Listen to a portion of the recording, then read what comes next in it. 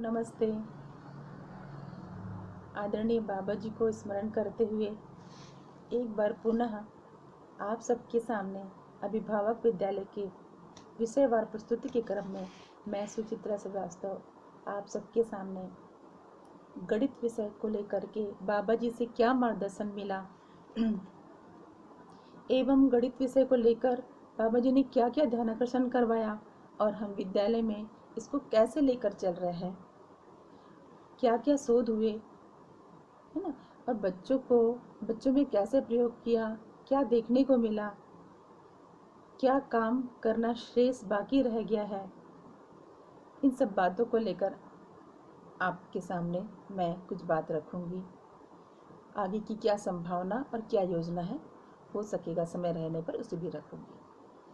तो सबसे पहले हम ये बात करते हैं कि गणित विषय अपने आप में बहुत चैलेंजिंग सब्जेक्ट है, क्योंकि गणित विषय का जिस तरह से विस्तार हो चुका है अभी सभी जगह पे एक विशेष सब्जेक्ट के रूप में से देखा जाता है। तो इस विषय को लेकर के बाबा जी से पूछना अपने आप में बहुत कठिन काम तो था ही। अनामिका बहन जी अधिकतर प्रश्न पूछा करती थी और बाबा जी से बात करते करते हमें बहुत सारे प्रश्नों के उत्तर मिलते गए और हमको आश्चर्यचकित करते गए। हम सभी बहनें बहुत ही सौभाग्यशाली रहीं, क्योंकि विद्यालय की शुरुआत करने से लेकर हमारे में विश्वास जगाने तक बाबा जी सतत मार्गदर्शन हमें देते रहे। विकल्प के रूप में खड़ा करना विद्यालय को एक चैलेंज तो था ही, पर बाबा जी का विश्वास का ताकत आसान बनाते गया। हर बात पर बाबा जी हमें आगाह किया करते थे। तो ये हम सब के लिए वाकई में बहुत सौभाग्य वाली बात है ही। इसी क्रम में अगर हम देखते हैं तो हम बहुत सारे प्रश्न बाबा जी से किया करते थे और अनामिका बहन जी अक्सर पूछा ही करती थी। धीरे धीरे क्योंकि सब्जेक्ट को लेकर पूछना था तो सभी सब्जेक्ट को लेकर बातें हुआ करती थी। तो एक दिन मैंने सोचा कि मुझे भी कुछ प्रश्न पूछना चाहिए, क्योंकि आगे मुझे भी तो बहुत दिक्कत आ सकती है पढ़ाने में विषय वस्तु को लेकर के। इसी क्रम में फिर मैंने प्रश्न पूछने का साहस जुटाया, क्योंकि काफ़ी दिन तक बाबा जी के साथ बैठते बैठते हम सबको अपने से बाबा जी लगने लगे थे और वो बहुत स्नेह से बहुत ही प्यार से हमें समझाया करते थे। डांटते बिल्कुल नहीं थे। थोड़ा बहुत डांट अगर पड़ता था तो अनामिका बहन जी उसको मुझे लिया करती थी। तो इसी तरह से हम आगे बढ़ते गए और जब गणित विषय को लेकर के कुछ प्रश्न हुए, जैसे कि गणित विषय में बहुत सारे कंटेंट हमको देखने को मिलता है। अगर हम 1 से लेकर के 10 तक के सब्जेक्ट को टॉपिक क्लासेस को देखें तो कंटेंट्स लगभग फिक्स हैं और मोटा मोटी अगर 1 to 5 में देखेंगे तो भी कंटेंट्स लगभग हर पब्लिकेशंस को देखेंगे तो लगभग फिक्स है। तो इस तरह से अगर हम क्रमिक रूप से पूछने गए कि बाबा जी काउंटिंग कैसे करवाएं, तो काउंटिंग के लिए बाबा जी बताते काउंटिंग को क्या है। बाबा जी के पास तो प्रश्नोत्तरी अभियान था।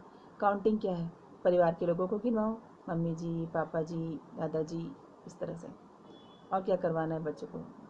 फिर बाबा जी को बोले बाबा जी एडिशन कैसे करवाएं, तो बाबा जी ने बताया एडिशन कैसे करवाना है। तो जैसे दो, मतलब आश्चर्यचकित लगा उस समय कि 2 वस्तु और 2 वस्तु मिल कर के 4 वस्तु होते हैं, न कि जुड़ कर के 4 वस्तु। तो इसको हम मिलन कहेंगे। तो ऐसी ऐसी बातें जो आश्चर्यचकित की उस समय, हम जब छोटे छोटे प्रश्न को लेकर जाया करते थे और इतने सुंदर हमको आंसर मिलते थे कि हम सोचे भी नहीं थे, क्योंकि गणित तो पढ़ते चले गए हम इतने साल तक, अब पढ़ाते भी चले गए। तो ऐसा आंसर का तो हम सोचे ही नहीं थे कि गणित ऐसा भी हो सकता है। हम गणित को लेकर काफ़ी मज़ा करते ही रहे। तो ये आंसर बड़ा टचिंग लगा। और इस तरह से सब्ट्रैक्शन को जब पूछे कि बाबा जी सब्ट्रैक्शन कैसे करवाएंगे हम बच्चों को, तो बाबा जी ने कहा सब्ट्रैक्शन में क्या है, कोई भी वस्तु न घटती है न बढ़ती है, केवल उसका रूप परिवर्तन और स्थान परिवर्तन होता है। तो बाबा जी ने कहा चेंज ऑफ फॉर्म और चेंज ऑफ प्लेस, इसको बाबा जी ने घटाना बोला, घटती नहीं कोई भी वस्तु। तो ये 2 प्रकार से हमने सब्ट्रैक्शन को समझा। और उसके बाद तो बहुत ऐसा लगा कि पता नहीं बाबा जी के पास कितने सारे चीज़ों को पूछने के लिए हमको हिम्मत करनी होगी। और हम सोचते चले गए, पूछते चले गए, और ऐसा लगता था बहुत सारे प्रश्न हैं हमारे अंदर, एक एक करके पूछना है, कैसे करें। बड़ा मतलब कि मुझे तो बहुत ऐसा लगने लगा, बाप रे कितने सारे प्रश्न पूछेंगे, बहुत सारे प्रश्न पूछने भी बाबा जी से मैथ्स को लेकर, इतना कुछ हमने पढ़ डाला है, कैसे करेंगे। फिर क्या था, हम ऐसे ही छोटे छोटे प्रश्न पूछा करते थे। एक दिन बाबा जी के सामने मैंने सोचा कि बहुत सारे कंटेंट्स हैं, कैसे पूछेंगे। तो सारे कंटेंट्स को लिख करके 1 to 5 के टोटल कितने कंटेंट्स होंगे, सभी पब्लिकेशंस की बुक्स को देख करके सारे कंटेंट्स के टॉपिक को लिख करके बाबा जी के सामने मैं बैठी थी डायरी लेकर के। तो बाबा जी देखिए एक बार, और जैसे ही वो डायरी को देखी और मैं सोची पूछना शुरू की, वो डायरी मेरे हाथों से बाबा जी ने ले लिया। और लेने के बाद बाबा जी क्या किए, डायरी में जितने भी कंटेंट्स मैंने लिखे थे उन सब के सामने बाबा जी ने व्यवस्था शब्द लिख दिया, और मुझे देखकर मुस्कुराने लग गए, जैसे बाबा जी ने मुझे अंतिम शब्द दे दिया है सोचने विचारने के लिए। उसके बाद तो बाबा जी की एक एक बात को मैं बहुत ध्यान से सुना करती, और बहुत गंभीरता से मैं उस दिन बाबा जी की बात को ली, और एक जिम्मेदारी का एहसास हुआ। और उसके बाद से लेकर के मैं लगातार रात दिन उस शब्द को लेकर सोचते रही कि आखिर बाबा जी क्या कहना चाह रहे हैं, क्या कहना चाह रहे हैं। और जिस तरह से बाबा जी ने विश्वास दिखाया था गणित विषय को लेकर कि आप पढ़ाओगे, इस विश्वास के साथ बोले थे, तो मुझे जिम्मेदारी का बहुत ज़्यादा एहसास होने लगा कि मुझे ही करना है, मैं कैसे करूं। तो ये शब्द जो बाबा जी से मिले, मैं तो बाबा जी के सामने पूरे अपने आप को जितने भी नॉलेज थे ना, मैं जो गणित पढ़ाया करती थी वर्तमान के विषय सब्जेक्ट को लेकर के, पूरा ज़ीरो करके, पूरा ब्लैंक करके, अपना कैनवास, अपनी होशियारी पूरा साफ करके बाबा जी के सामने बैठी थी। और बैठती थी तो मुझे बाबा जी की एक एक बात को सुनना, ध्यान से सुनना पड़ता था कि क्या कहना चाह रहे हैं। इसके बाद बाबा जी गणित को बोलते थे कि मरा हुआ गणित है, ये उन्मादी है, उन्माद करता है, उन्माद टीचर्स भी उन्माद करते हैं, इसको उन्माद करवाते हैं, ये शब्द बोला करते थे। तो आखिर ये शब्द क्यों बोल रहे हैं बाबा जी, क्या छुपा है इसके पीछे, क्या बोलना चाह रहे हैं। क्योंकि अध्ययन उस समय हमारा हुआ नहीं था, तो ये सब चीज़ मुझे बहुत गहरी बात लगती थी, और मैं सोचती थी मुझे समझ में क्यों नहीं आ रहा क्या कहना चाह रहे हैं बाबा जी। तो ये तो बहुत बड़ी बात थी कि जब मैंने सोचा कि एक एक जब बात को मैंने अपना होशियारी को जैसे कम मतलब अलग रख करके, अपने जितने भी समझ को एक कोने में रख करके, जब प्योरिटी के साथ बाबा जी की बात को सोचने चली गई, तो निकल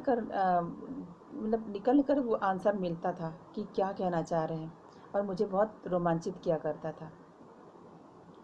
एक दिन ऐसे ही बाबा जी की बात हो रही थी, और सभी बाबा जी को प्रणाम, विद्यालय में बाबा जी आते थे, प्रणाम करते चले जा रहे थे। तो मैं भी बाबा जी के पास प्रणाम करने के लिए गई। तो बाबा जी ने मुझसे कहा, समझ में आई अपनी महिमा।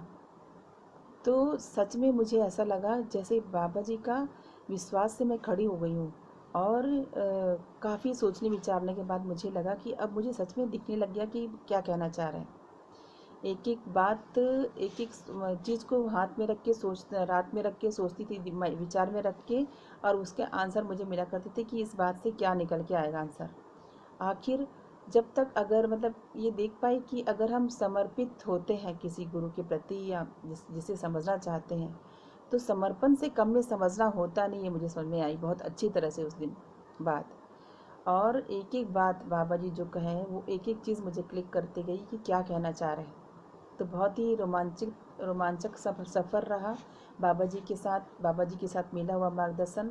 और एक एक चीज़ मुझे, जैसे सारे कंटेंट्स के लगभग शोध होते रहे हर क्लास में, क्योंकि नर्सरी से शुरुआत की थी। नर्सरी से शुरुआत करते करते लगभग आज 9 वर्ष हो गए हैं हमारे विद्यालय को लेकर के। एक पूरा शोध पूरा होने में समय लगता भी है, क्योंकि एकदम नई चीज़, नया विकल्प, वो भी गणित जैसे विषय को लेकर के, जो इतना सेंसिटिव सब्जेक्ट है, सबके सामने बातों को रखना कि आज क्या शोध हुआ है, इतने लोगों के सामने बातों को रखना एक बड़ा डर सा लगता था कि कोई ये क्वेश्चन कर दे, पर मुझे तो बहुत रोमांचित करता था कि सत्य लगता था कि बात बिल्कुल सही है, सबके सामने रखा जा सकता है। तो काफ़ी साहस मुझ में इकट्ठा होता चला गया और मुझे लगा कि यही है और बस, कुछ दूसरा कुछ आंसर नहीं है, बिल्कुल सटीक है ये। तो मुझे अगर इतना मैं नहीं करती तो मुझे दिखाई नहीं देता, अगर मैं बुक्स लेके पढ़ने जाती ना तो मुझे दिखाई नहीं देता कि वस्तुमूलक गणित क्या है, आखिर बाबा जी कहना क्या चाह रहे हैं, बिल्कुल नहीं दिखाई देता। गणित का व्यवहारिक स्वरूप क्या है मुझे बिल्कुल नहीं निकल कर आता, क्योंकि अगर मैं प्रचलित शिक्षा, प्रचलित बुक को लेकर चलती तो वही सिलेबस फिक्स, नर्सरी में 1 to 20, क्लास 1 में 1 to 100, एडिशन कुछ, सब्ट्रैक्शन कुछ 2 अंकों वाले, 1 अंकों वाले, इस तरह के पैटर्न में चलते बहते चले जाते। अगर बुक हाथ में रखती तो शोध होता ही नहीं। तो उस सबको हटाने के बाद अगर हम जब देखने गए, आखिर करवाना तो हमको वही है, लेकिन शोध नहीं होता, हम उसी पैटर्न में चलते आते हैं। हम देख ही नहीं पाते कि वस्तुमूलक गणित क्या है, किस बात की ओर ध्यानाकर्षण करवा पा रहे हैं। तो वो सब चीज़ हटाने पर दिखाई दिया मुझे साफ साफ कि क्या कहना चाह रहे हैं और क्यों उन्मादी बताया जा रहा है गणित को, क्यों उसको हम मारा हुआ गणित कह रहे हैं। तो मैंने जो जो किए हैं प्रयोग, उसको मैं आप तक में थोड़ा सा रखूँगी क्योंकि समय बहुत कम है। बाबा जी की सानिध्य के साथ लगातार ईमानदारी के साथ अगर लगे, अगर किसी गुरु के साथ, तो आंसर मिला करते हैं और मुझे आंसर मिलते जा रहे थे। मैं बहुत रोमांचित हो रही थी और समय समय पर सभी बहनों के साथ शेयर भी किया करती थी। और हमारे विद्यालय में जो भी ओरिएंटेशन प्रोग्राम है या जो भी प्रेजेंटेशन वगैरह होती थी तो समय समय पर वहाँ पर मैं रखा भी करती थी कि ये बात पता चली, और जो भी सुनकर सबको रोमांचित सभी होते भी थे कि ये एकदम नई बात पता चली गणित को लेकर के। बस स्वयं में विश्वास बढ़ता गया और क्लास वाइज शोध होता गया, एक एक क्लास आगे बढ़ते गई और इस क्लास में बच्चे कैसे क्या समझेंगे, एक एक कंटेंट को लेकर शोध होता गया और समय समय पर सारी बहनों को प्रस्तुत भी करते गई। नई बहनों को तैयार करने में बहुत सारी गाइडलाइन भी देते गई। बच्चों को वर्तमान शिक्षा से वंचित तो नहीं रखना था। तो बच्चों को साथ साथ में क्या है कि 5 दिन स्कूल जाना रेगुलर, और बच्चे भी साथ में हैं और शोध भी करना है। तो बच्चों को खाली भी नहीं छोड़ना है, बच्चों को पढ़ाते हुए, बच्चों को देते हुए, प्रयोग करते हुए शोध भी होता रहा। तो ये चीज़ है कि कुछ चीज़ तो मुझे देखने को मिला कि जैसे कि मैं बच्चों को अगर भी खाली अंक देती थी, अगर केवल अंक, तो अंक देने पर बच्चों की क्या प्रवृत्तियाँ होती हैं, क्यों न्यूमेरिकल्स अगर अपन दे रहे हैं तो बच्चों में क्या प्रवृत्ति देखने को मिली। और अगर जब मैं बच्चों को वस्तु के साथ जोड़ते हुए, बच्चों को दैनिक जीवन के साथ जोड़ते हुए, वो चित्रण करवाते हुए गणित को दिया करती थी, तो तब बच्चों की प्रवृत्ति क्या होती थी। तो बिना वस्तु के देना और वस्तु के साथ देना, दोनों में बच्चों में अलग अलग प्रवृत्ति देखने को मिले। ये एक एक छोटे छोटे प्रयोग जो है वो साथ में कर करके मैंने देखा है कि बहुत जल्दी बच्चों में प्रवृत्तियाँ डेवलप होती हैं मैथ्स को लेकर। तो एक तो टीचर की मानसिकता बहुत डिपेंड करता है बच्चों के टीचिंग में, कि टीचर किस मानसिकता से पढ़ा रही है बच्चों को, वो भी बहुत ज़्यादा उसमें डिपेंड करता है। कि एज इट इज़ अगर बुक भी लिख दिया जाए कि हाँ हाँ ये शोध हुआ है और ये बाबा जी ने बताया है, ये ऐसा ऐसा, तो ये तो एक हो गया कि मैटर मिल गया पढ़ाने के लिए, सिलेबस मिल गया। पर टीचर की मानसिकता अगर वैसी नहीं है देने की वस्तुमूलक गणित को समझ कर, पी कर, कि बच्चों में ये मुझे चेंजेस लाना है, मतलब ये प्रवृत्ति को शिफ्ट कर, इस प्रवृत्ति को हटा देना है और ये नई चीज़ का मुझे आरोपण करना है, वो क्या चीज़ है, इस तरह से शोध करती हुई टीचर अगर होगी तो बिल्कुल शिफ्ट होने वाली चीज़ है ये, बिल्कुल सहज रूप से। और बच्चे गणित को बहुत एंजॉय भी करते हैं, और जब उसे जीने से जुड़ता है तो बच्चों को बोरिंग तो लगने वाला है ही नहीं, बच्चे कभी बोर नहीं होते थे कभी भी क्लास में। ये है कि बस मैंने वर्तमान में जो अभ्यास वाली जो बात है उसको मैंने रोक कर रखा था, क्योंकि शोध वाले अगर क्रम में हूँ तो मैं एक साथ दो चीज़ नहीं करवा सकती कि बच्चों को अभ्यास में भी पारंगत कर दूँ, साथ में मेरा शोध भी पूरा हो जाए। तो बच्चों को भी रोक कर रखा था मैंने कि अभी बिल्कुल अधिक उनको प्रवृत्तियों वजह से डेवलप ना करें, तो वो भी उनकी प्रवृत्ति को जांचते हुए, चेक करते हुए आगे बढ़ना में बहुत समय लगता है इसमें। तो बच्चे भी सारे हमारे अपने ही थे, तो ये करते हुए मुझे आसानी हुई, मतलब का बस बात को सॉर्ट करते हुए। ऐसी छोटे छोटे बहुत सारे एग्जाम्पल हैं जो वर्कशॉप, अगर गणित विषय को लेकर वर्कशॉप होंगे तो उसमें आराम से एक एक क्लास वाइज हमको रखते हुए बनेगा। तो अगर 5th तक देखेंगे तो क्या जाना चाहिए, तो 5th तक तो बच्चों को गणित क्या, गणित कैसे पहुंच जाना चाहिए, हम गणित क्यों कर रहे हैं, इस बात का लगातार शिफ्टिंग, जहाँ से बच्चों की समझ बनना चालू होता है धीरे धीरे उस बात को शिफ्ट किया जाए और ये दिखाया जाए कि देखो कैसे परिवार के लोगों को गिन रहे हैं, परिवार की व्यवस्था वाली गणित को बताएं कि कैसे मम्मी व्यवस्था में लगी रहती है कि एक डब्बा आटा निकाली, आज ज़्यादा लोग आ गए तो 2 डब्बा आटा निकाली। तो इस तरह से काउंटिंग, एडिशन, सब्ट्रैक्शन, परिवार व्यवस्था को लेकर, फिर विद्यालय व्यवस्था को लेकर, इस तरह से जो क्रम से पूरा 1 से 5 तक, तो 5th तक ये है कि बच्चे गणित क्या, गणित क्यों और गणित कैसे पहुंच जाए, इसका अभ्यास अभी भी जारी रहेगा। ऐसे नहीं कि 5th तक पहुंच ही गया, तो वो अपन क्रम को देखते जाएँ, टीचर देखेगी और आगे बढ़ती जाएगी।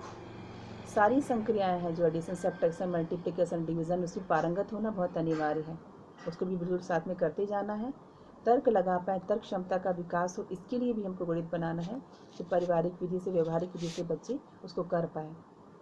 सटीक अनुमान लगा पाएँ, घर की व्यवस्था को लेकर के, परिवार की व्यवस्था को देखते हुए क्या सटीक अनुमान वो लगा पाएँ, अपनी खुद की आवश्यकता की वस्तु को कैसे सटीक अनुमान लगा पाएँ।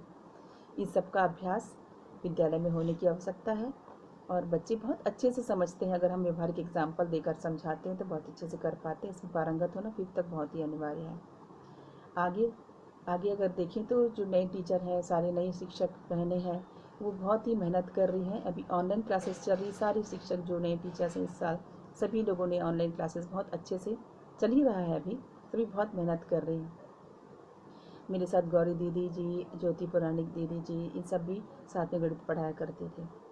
अभी भी वो पढ़ाने के क्रम में ही हैं। आगे जो नए शिक्षक हैं उनको भी हम तैयार कर ही रहे हैं। एक बार बस वर्कशॉप हुआ था, बहुत अच्छे से सब टीचर ने वर्कशॉप किया और खूब अच्छे से क्लास वो ले पा रहे हैं। समय समय पर मार्गदर्शन वो लेते ही रहते हैं। आगे की योजना और संभावना को देखते हैं तो आगे शिक्षक को तैयार करना मेरा आगे का जो संभावना, और विद्यालय को लेकर के 1 से 5 तक की क्रमिक कॉन्सेप्ट सहित शिक्षक मार्गदर्शिका व एक्सरसाइज बुक को तैयार करना ही है सबके साथ मिल कर के। और आगे के क्रम में देखेंगे तो वर्कशॉप बहुत अनिवार्य है, इसलिए वर्कशॉप को भी लेने का डिज़ाइन बनाना है। और बस इसी खुशहाली के साथ आगे छोटी बहनों की प्रस्तुति है, तो इसी के साथ मैं अपनी बात को विराम देती हूँ। नमस्ते।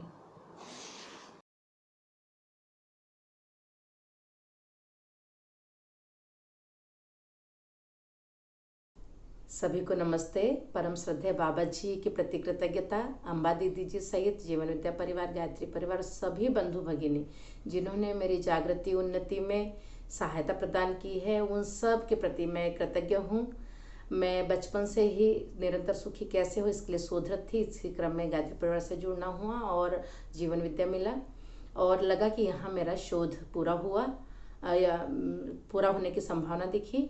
और इस क्रम में 2009 में नीति दीदी से पहली बार मुझे सूचना मिली और 2009 में ही सोम भैया जी का जो प्रयास हुआ छत्तीसगढ़ शासन के साथ, तो श्रीमान जी का कोई 1 वर्षीय अध्ययन शिविर करने का अवसर मिला।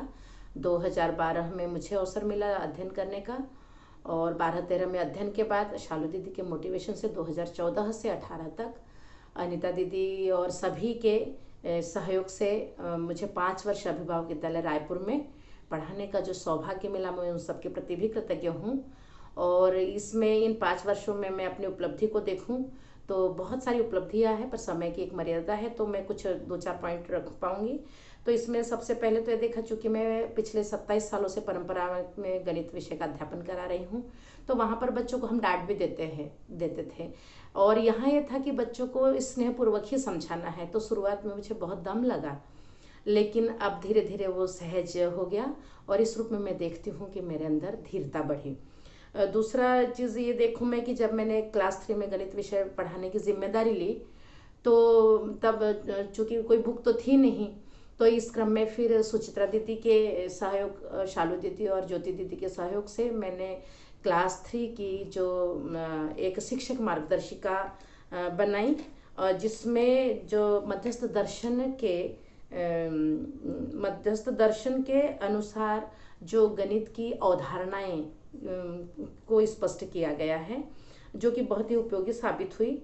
और इस क्रम जब इसको बना रहे थे तो मेरा खुद का भी बहुत सारे बिंदुओं पर ध्यान गया।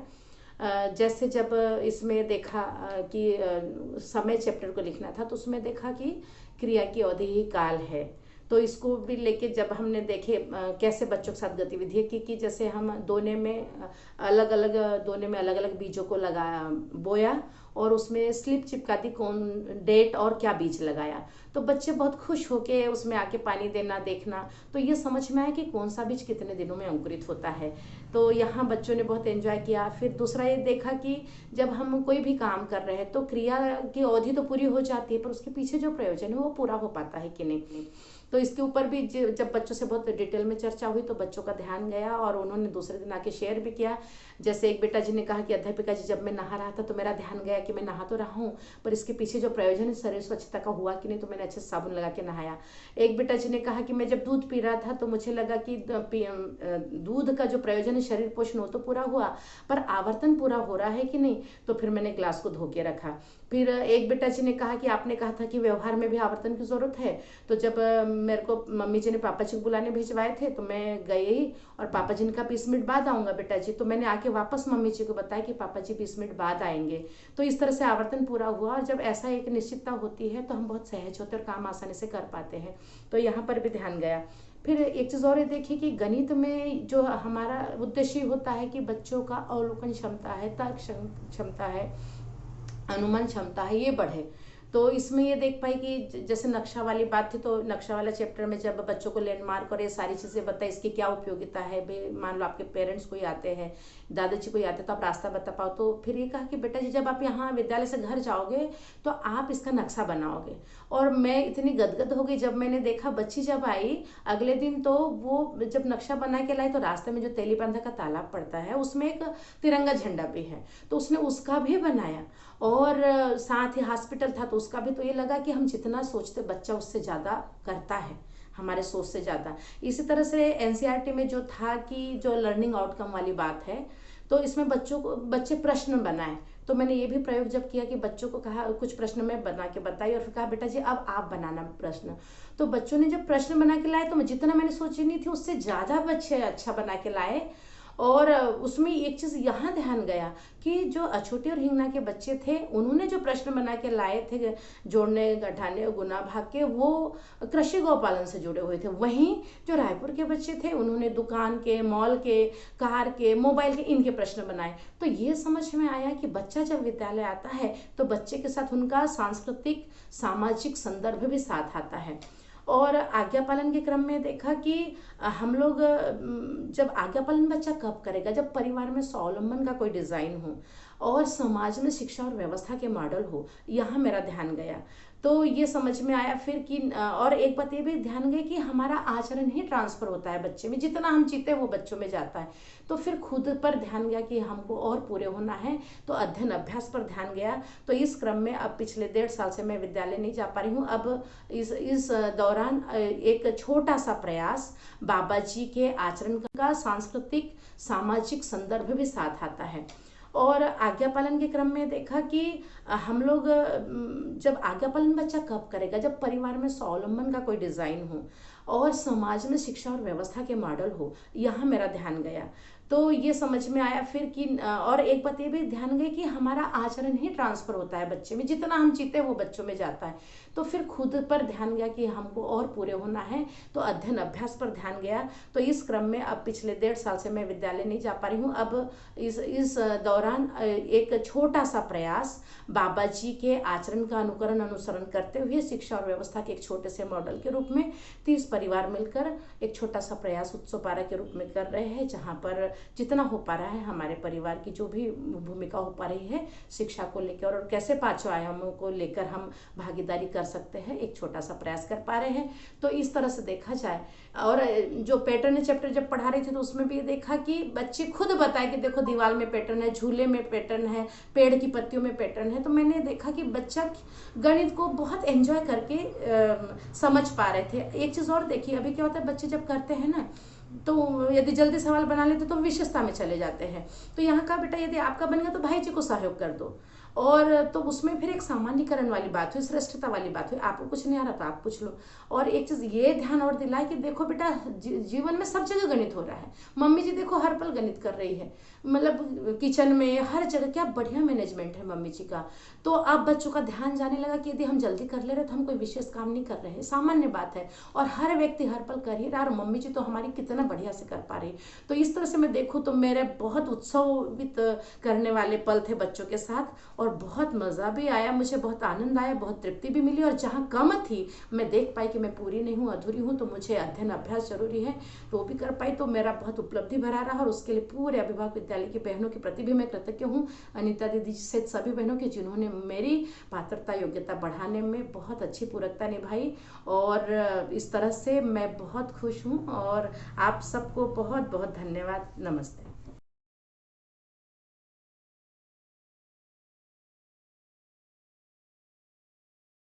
माननीय बाबा जी और माता जी को सादर वंदन करते हुए आप सभी को नमस्ते। मैं ज्योति पुराणिक अभाग विद्यालय रायपुर से। बाबा जी के मार्गदर्शन में सुचित्रा बहन जी ने गणित को वस्तुमूलक गणित को तैयार किया, और हम सभी ने सुचित्रा बहन जी के मार्गदर्शन में विद्यालय में गणित विषय को लिया। मैंने क्लास 1, क्लास 2, क्लास 3 का गणित, क्लास 4 तक का भी गणित को लिया है, और क्लास 5 के गणित में मैं सुचित्रा बहन जी के साथ में रही हूँ। तो गणित विषय को लेकर के जो भी वस्तुमूलक गणित को लेकर के जो भी मध्यस्थ दर्शन के आधार पर शोध हुआ, उसमें बहुत सारी बातें सभी बहनों ने कह दी हैं। मैंने भी बहुत सारा कार्य किया है। तो इसमें जो मैंने मुख्य रूप से कहा है, उसमें अनुमान क्षमता पर मैंने बच्चों को अभ्यास कराया है कि गणित से बच्चों में अनुमान क्षमता का विकास होता है। तो अनुमान क्षमता हमारे दैनिक जीवन में हम हर समय कुछ ना कुछ अनुमान लगाते रहते हैं। जब हम खाना बनाते हैं तब भी, जब हम कुछ काम करते हैं, किसी चीज़ को नापते हैं तब भी, तो हर समय हम किसी चीज़ को टेप से या किसी चीज़ से नापते नहीं हैं, कुछ अनुमान लगाते हैं, और बहुत आवश्यकता होने पर हम सटीक उसको नापते हैं। तो अनुमान हमारे जीवन में बहुत, दैनिक जीवन में बहुत काम आता है। जैसे हम सब्जी लेने भी जाते हैं तो पहले हम चीज़ों को निकालते हैं। जैसे टमाटर खरीदना है तो पहले हम टमाटर निकालते हैं, फिर उसको तौलाते हैं, तो वो टमाटर हम अपने अनुमान से ही निकालते हैं। इसी तरीके से किसी चीज़ को, मुझे किसी कपड़े को नापना है तो मैं अनुमान लगाती हूँ कि हाँ ये लगभग 1 मीटर होगा।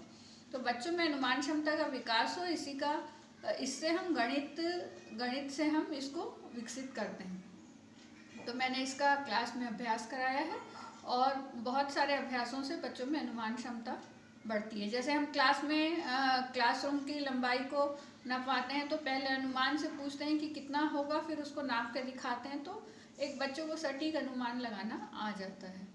तो इस तरीके से अनुमान क्षमता हमारे जीवन में बहुत उपयोगी है। जब हम किसी भी चीज़ का अनुमान लगाते हैं तो सटीक लगा पाएँ।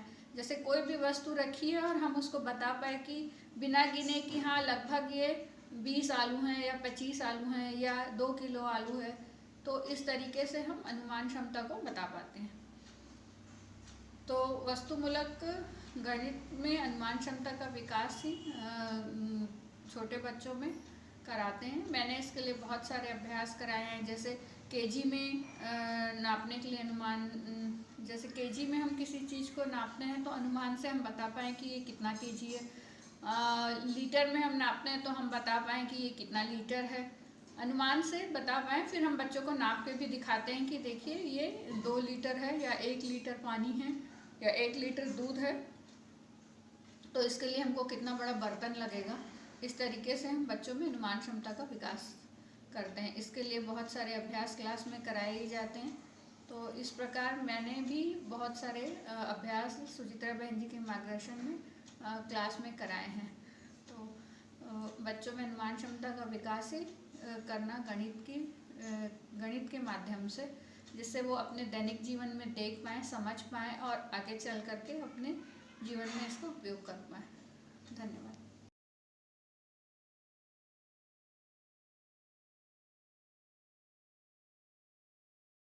सभी को नमस्ते।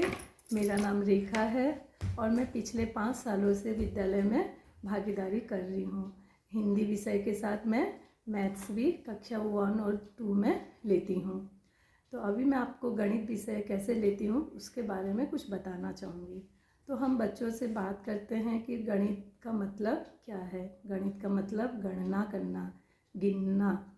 तो जैसे कि ज्योति बहन बताई कि क्लास PP1 PP2 में हम उनको वस्तुओं को गिनना सिखाते हैं और अंकों की पहचान करवाते हैं, क्योंकि बच्चे बहुत जब घर से आते तो उनको अंक बोलना तो आ जाता है, पर उनको वस्तु के साथ जोड़कर गिनना कम आता है। तो जब PP1 PP2 में उसकी पहचान हो जाती है तो हम क्लास 1 क्लास 2 में हम उसका आगे की प्रक्रिया शुरू करते हैं। जैसे कि हम कक्षा 1 2 में बच्चों को एडिशन, सब्सट्रैक्शन, टेबल ये सब आगे सिखाते हैं। तो एडिशन में जैसे मैं बच्चों को बताती हूँ कि भाई चलिए एक एग्जांपल आपको देना चाहूँगी कि आज बेटा जी हमारे क्लासरूम कक्षा 2 में अध्यापिका जी नहीं आई हैं, तो अभी हम उन सभी बच्चों को अपने कक्षा में बुला के ले आएंगे। तो फिर बच्चों से मैं पूछती हूँ कि अभी बताइए कि हमारे कक्षा में कितने भाई जी बहन जी हैं। तो बच्चे बहुत आराम से गिन कर मिलाकर बता पाते हैं। तो बच्चों को बच्चे बता पाते हैं हम वस्तुओं को ही गिनते हैं, है ना। तो बच्चे बहुत आराम से बता पाते हैं। फिर हम पूछते हैं बेटा जी अभी कितने चेयर लगेंगे, तो वो भी गिनती करके बता पाते हैं कि इतने चेयर लगेंगे। तो बच्चे खेल खेल में बहुत आराम से गणित विषय को सीख लेते, समझ पाते हैं। उनको गणित विषय नहीं लगती, उनको गणित कठिन नहीं लगती है। और जब वस्तुमूलक हम गणित समझाते हैं तो बच्चे को मज़ा आता है गणित करने में, उनको डर नहीं लगती है। जैसे सब्सट्रैक्शन के लिए मैं एक एग्जांपल देना चाहूँगी कि एक बार हमारे कक्षा में मान्यता बेटा जी क्लास 2 की बिटियाँ हैं, वो पेंसिल नहीं लाए थे। तो मैंने अनय बेटा जी को बोला कि बेटा जी आपके पास 2 पेंसिल है, आप एक पेंसिल दे दीजिए। तो वो बहुत खुशी से दे तो दिए, पर उनको देख के पता चला कि उनको देख के ये पता चला कि उनके कुछ विचार चल रही है। तो मैंने पूछा बेटा जी क्या हुआ, तो बेटा जी बोले अध्यापिका जी मेरा पेंसिल ख़त्म हो जाएगा, है ना। तो फिर मैंने उनको बताया बेटा जी आपकी पेंसिल ख़त्म नहीं हुई, आपकी पेंसिल मान्यता बहन जी उसको आप दिए हो, उससे उसका जगह परिवर्तन हुआ है ना। और वो अभी उस पेंसिल से लिख पा रहे, तो आप कितने अच्छे से उनका सहयोग कर पाए, है ना। तो उनको भी ये खुशी हुई और वो ये देख पाए कि कोई भी चीज़ ख़त्म नहीं होती है, या तो उसका रूप परिवर्तन होती है या जगह परिवर्तन होती है, पर धरती में कोई भी चीज़ ख़त्म नहीं होती। तो ये बात को भी हम पहुंचाने की कोशिश किए। और मैं भी फर्स्ट टाइम इस विद्यालय में ही समझी कि सब्सट्रैक्शन का मतलब चीज़ें सब्सट्रैक्शन का मतलब हम सोचते थे कि ख़त्म हो जाना, घट जाना, और पर यहाँ पता चला कि कोई भी ये चीज़ें घटती नहीं है, उसका रूप परिवर्तन होता है या जगह परिवर्तन होती है। तो हम विद्यालय में सुचित्रा अध्यापिका जी से हम मार्गदर्शन लेते रहते हैं और वही हमको बताते रहते हैं मैथ्स को ऐसे देना है वैसे देना। तो मैं उनके प्रति भी कृतज्ञ हूँ और सभी बहनों के प्रति कृतज्ञ हूँ। आप सभी को नमस्ते।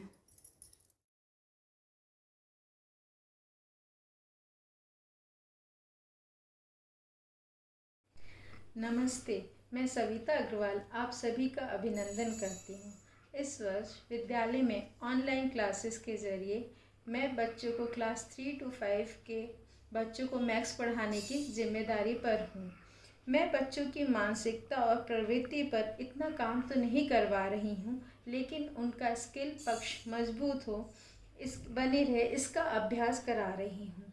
इसके लिए बच्चों को काउंटिंग, एडिशन, सब्ट्रैक्शन, मल्टीप्लिकेशन जो सीजी बोर्ड के चैप्टर्स हैं उसको परफेक्ट करने के लिए जितना ऑनलाइन ले पा रही हूँ उतना अभ्यास करा रही हूँ। हमारे विद्यालय में मैथ्स को डे टू डे लाइफ से जोड़ के बच्चों को समझाया जाता है ताकि वो मेजरमेंट जो भी मैथ्स के कॉन्सेप्ट है वो उनको इजीली समझ में आए। जैसे हम मेज़रमेंट पढ़ाते हैं तो हम उसको day to day life example से जोड़ते हैं। हम बच्चों को बोलते हैं बेटा जी आप मम्मा जी को पूछिएगा कि एक महीने में आपके यहाँ कितना तेल लगता है, एक दिन में आपके यहाँ 4 मेंबर है तो एक दिन में कितनी सब्जी बनती है, या मम्मा जी लंच में सब्जी बनाती है तो उसमें कितना ऑयल डालती हैं, या फिर लेंथ हमको पढ़ानी है तो हम उनसे पूछते हैं कि आप एक दिन में कितने किलोमीटर साइकिलिंग कर पाते हैं, अब आप इसको मीटर में कन्वर्ट करके बताइए। इस तरह से देने से बच्चों को मैथ्स कॉन्सेप्ट इजीली समझ में आते हैं। और जो आगे मैथ्स के कॉन्सेप्ट को दर्शन से जोड़ते हुए कैसे देना है ये मैं विद्यालय की बड़ी बहनों से सीख रही हूँ और मुझे बहुत कुछ इस विद्यालय में और भी सीखने को मिल रहा है। मैं उन सभी बड़ी बहनों का धन्यवाद करना चाहती हूँ। धन्यवाद।